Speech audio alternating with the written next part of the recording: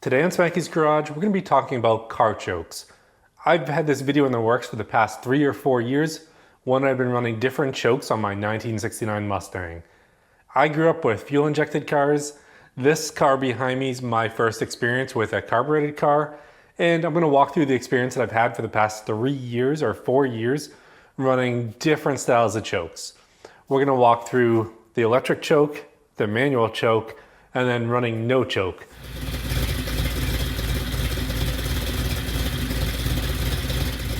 Now, before we get into this video, a little bit about me. I've been working on cars since I was a young child. I started with lawnmower engines and then I made my way up to vehicles, and I have a bunch of cars that I work on pretty much constantly. While I was working on building this 1969 Mustang behind me, I made the decision to try out some different carburetors on it to get different experiences, to see what I liked and what I didn't like. Now, in this video, I plan on walking through kind of my experiences with different chokes on the carburetors. So I first started off with the original Autolite carburetor on it, and then I moved to a Holley 750, which had an electronic choke. Now, after that, I took that electronic choke and I replaced it with a manual choke. I ran the cable into the car all the way to the carburetor to get the experience of what it would be like to have a carburetor with a manual choke. And then it'll take us all the way to where we are today. I swapped that Holley 750 out for a Brawler 750 race carb, which does not have a choke horn on it, and we're going to talk through my experience with that. And then after all that, we're going to talk through what I'm going to do with the carburetor for next year. And a little bit of foreshadowing, it is not sticking with a carburetor that does not have a choke on it. Now, in this video, we're going to talk through my experience for each one of these different chokes on the carburetor for one, starting the car when it's cold. Up here in New England, we have a wide range of temperatures, so it's 50 degrees out right now, all the way up to the upper 90s. So the carburetor needs to work in all different conditions. Then we're going to talk about what it's like driving it. Did I notice any performance difference between the different carburetors? And then we'll talk through hot starts on the carburetors, what I liked about it, what I didn't like about it. Now, to start off, I originally had the car when I built it with the Autolite 4100 that came with it. It was a standard 4-barrel carburetor. I didn't run it that much with it. I immediately swapped that out for the Holley 750 that is right here behind me. You know, I took that carburetor, I swapped it out pretty much immediately for this Holley 750. So I actually never had the car on the road with that Autolite. Now, this carburetor, when I originally got it, had an electronic choke with it. It's not the one that's on there now, but it did have an electric choke. And one of the things that I really liked about it is, you know, it took a little bit of tuning to get it set where I wanted it. But after I got it set where I wanted it, it worked pretty much flawlessly the entire time that I had the car. Now, the way that the electronic choke worked in this Holley is there was a coil on the side of it that as you applied power to it, it would heat it up, and it would essentially just take that choke and open it slowly until it's fully open, and then it would hold it in that position until that coil's completely cooled off, and then you press the gas pedal to reset it closed. Now, for this choke on the car, I really liked the way that it was set up. It took me some time to figure out how to tune it correctly. I spent a lot of time reading through literature on Holley's website, and then I actually created a video on how to set up the electronic choke on this carb. And after you got it set up right, the car ran flawlessly. There was pretty much no scenario where it wouldn't start up and it would kind of die out, unless I took it out of the garage, pushed on the pedal when I was trying to get it out just so I don't get any exhaust fumes in here, and it accidentally kicked the choke all the way open. That's the only time that I really had any issues with it. And that was kind of my excuse for switching over to where we're going next with the manual choke. Now, with the new manual choke, it was simple to swap out. I essentially had to unbolt the electronic choke from the side of the carburetor, replace the wiring, which made it look a lot cleaner, and then put a little lead ball in the side of the carburetor that closes a vacuum port. Now, you can't really go back after you do this to the electronic choke. Well, I guess you could, but you'd have to take it apart. You'd have to drill through it, open that vacuum port back up. But, you know, it's something that I wanted to try out. Now, with this manual choke, I thought it would be pretty much as easy as the electronic choke that I was running. And I wasn't exactly correct there because, you know, I did have some issues with kind of that choke cable. Now, I ended up going for a cable that was more of a reproduction rather than something that Holley was providing. And because I did that, it was a reproduction for the 69 Boss 302. And with that, I did have some issues with a lot of binding, no matter how I set it up. So it wasn't a great choke cable. That's probably a little bit where my frustrations came with that, but overall, I mean, to have that extra control on the choke to start it was nice.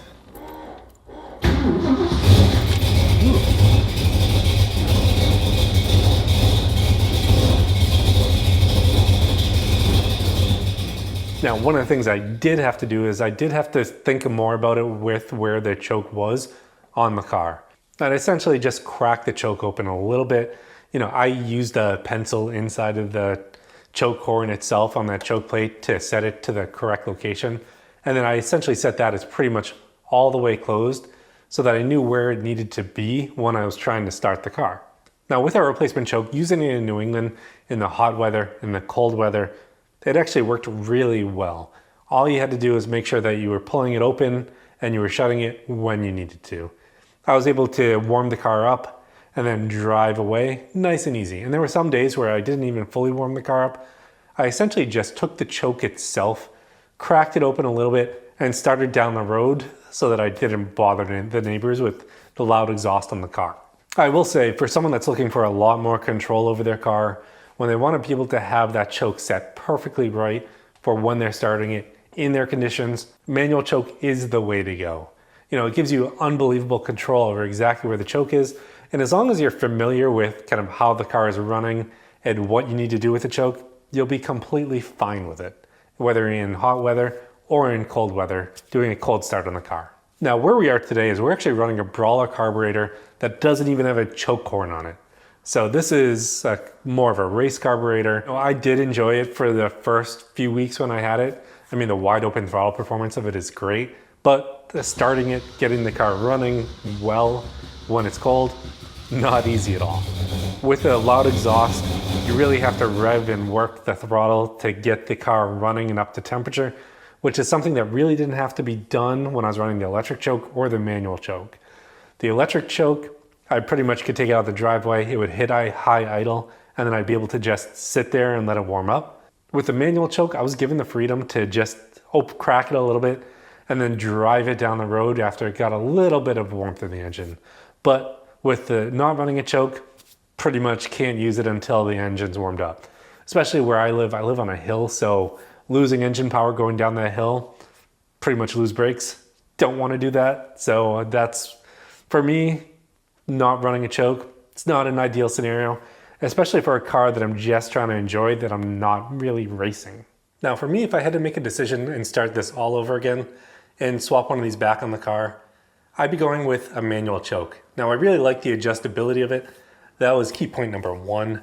Now, the other thing that I really liked about it is the fact that for the high idle, you actually just set it. It's a position on the choke, like linkage itself. So with that, as long as you don't pull the linkage open, you can stay at high idle, whether you give it gas or not. And living on a hill, pulling out of the garage, that helps me keep the car at high idle so it actually warms up well. So if I were to do this all over again and I have to make a decision what I'm gonna stick with, it's sticking with a manual choke. Now, one of the main questions is gonna be, where do we go from here? I've been running these chokes for the past few years to run this experiment to see which one I liked best. And that's really what I wanna do on this channel, is try out new things, modify things, see which I like, kind of provide you feedback and let you make your own decision on what's going to work in your best scenarios for your cars. So while you're here, don't forget to subscribe and like this video.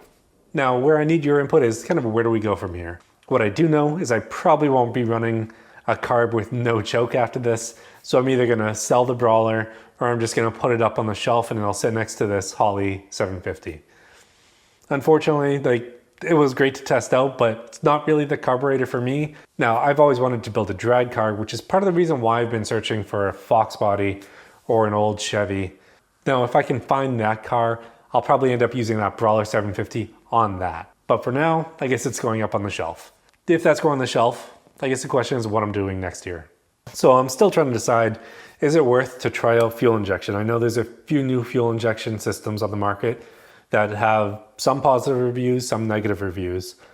Should I go to more of a street style carburetor that's more in tune with the driving that I'm going to be doing with the car?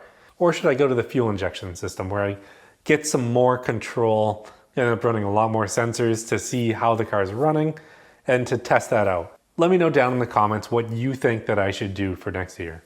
That's it for today. Don't forget to subscribe to this channel so you can follow along as I do these modifications to my cars, test out all these new products, and then give you feedback on them. So thanks for tuning in on Smackey's Garage.